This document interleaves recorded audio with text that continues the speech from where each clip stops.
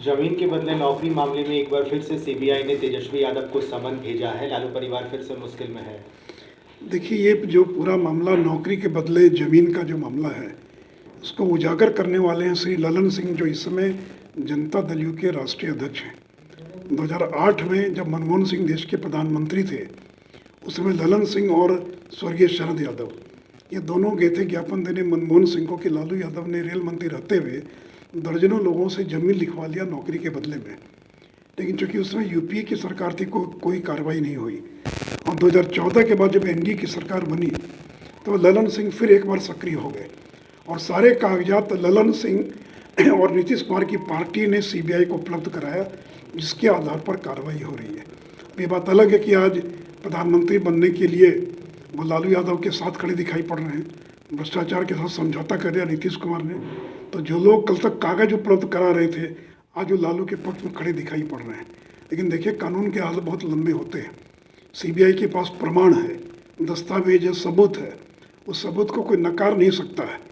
और केवल एक ही बात का जवाब दे देते तेजस्वी यादव कि हृदयानंद चौधरी कौन है, जो रेलवे कॉम्प्लेक्स जो राजेंद्र नगर का वहाँ के 4th ग्रेड की एम्प्लॉई, जिनको लालू यादव ने रेलवे में नौकरी दी, और उस हृदयानंद चौधरी ने 60 लाख की अपनी ज़मीन गिफ्ट कर दिया हेमा यादव को। तो जो सारे प्रमाण हैं वो बहुत ही पुख्ता प्रमाण है, जिसमें कोई तेजस्वी यादव या उनके परिवार को बचा नहीं सकता है।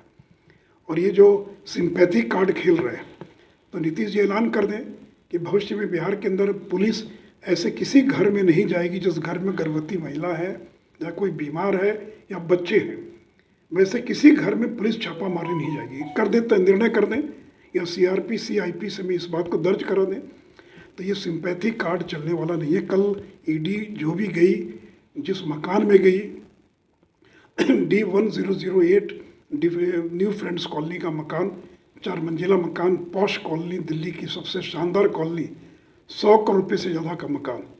तो तेजस्वी यादव बताएं कि उस मकान के मालिक कैसे बन गए, वो मकान के वो आपका मकान कैसे हो गया, कब से हो गया आपका मकान। तो इन बातों का जवाब देना पड़ेगा आपको। ये सिंपैथी कार्ड देने से काम नहीं चलेगा। जो व्यक्ति 29 साल की उम्र में 52 संपत्ति का मालिक बन गया, लोगों की पूरी ज़िंदगी गुजर जाती तो 2 मकान ही बना पाते हैं, और तेजस्वी यादव 52 संपत्ति के मालिक बन गए। तो इन बातों का जवाब देने के बजाय फंसा दिया, बदले की भावना से कार्रवाई हो रही, इसी प्रकार की बातें कहने से आपको कोई बचा नहीं पाएगा। नीतीश कुमार कह रहे हैं कि जब भी महागठबंधन की सरकार बनती है रेड शुरू हो जाता है। 2017 में ऐसा नहीं है, ऐसा नहीं है। नीतीश जी को मैं याद करा दूं कि लालू यादव पर पहला रेड तब हुआ था जब देश में प्रधानमंत्री देवेगौड़ा थे, जो लालू के समर्थन से चल रहे थे। लालू जब पहली बार जेल गए, उस समय अटल बिहारी वाजपेयी प्रधानमंत्री नहीं थे, बल्कि यूपीए की उस समय की जो सरकार थी, जिसमें कांग्रेस का भी समर्थन था, उसकी सरकार थी। और लालू यादव के घर पर ही कोई पहला रेड नहीं हो रहा है। पिछले 30 साल में 50 बार छापा रेड हो चुका है। और अगर हिम्मत है तो नीतीश कुमार ऐलान कर दें कि जिस चारा घोटाला में लालू यादव को 4 मामलों में सज़ा हो चुकी है, वो फर्जी कागजात के आधार पर उनको सज़ा हुई है। इसलिए मैं बिहार की जनता से क्षमा मांगता हूँ कि हम लोगों ने फर्जी कागज सीबीआई को उपलब्ध कराया, जिसका खामियाजा लालू यादव को भुगतना पड़ा, और लालू यादव को 4 मामले में सज़ा हो गई है। हिम्मत तो ललन सिंह ऐलान कर दें, तो पहले तो कागज उपलब्ध कराइएगा। और अब प्रधानमंत्री बनने का सपना पूरा करने के लिए भ्रष्टाचार के पक्ष में खड़े दिखाई पड़ रहे हैं। आपने सिंपैथी की बात कही, लेकिन कल देर रात लालू प्रसाद यादव ने सोशल मीडिया पे एक पोस्ट किया जिसमें उन्होंने लिखा कि बीजेपी इतने निम्न स्तर पर जाकर हमसे राजनीतिक लड़ाई लड़ेगी। इसलिए मैंने कहा ना कि नीतीश कुमार ऐलान कर दें कि भविष्य में बिहार के अंदर बिहार की पुलिस किसी भी ऐसे घर में छापामारी नहीं करेगी जिस घर के अंदर बच्चे होंगे, औरतें होंगी, कोई गर्भवती महिला होगी, उस घर में पुलिस नहीं जाएगी। कर दें ऐलान, ऐसा कोई नियम है क्या। और पुलिस गई थी, उनसे पूछताछ करें, उनकी पत्नी से थोड़ी पूछताछ करने गई थी। तो ये झूठ सच बात बोलकर जब कुर्नी का भी बाई इलेक्शन हो रहा था, तो उसमें तेजस्वी यादव ने कहा कि पिताजी के किडनी का ट्रांसप्लांट होने वाला है, इसलिए कुर्नी में जिताइए ताकि एक मैसेज दीजिए पॉजिटिव, मेरे पिताजी मुस्कुरा सके। लेकिन जनता इस तरह के भावनात्मक चीज़ों से नहीं आती हैं। आपने गलत किया, बोया पेड़ बबूल का तो आम कहाँ से होए।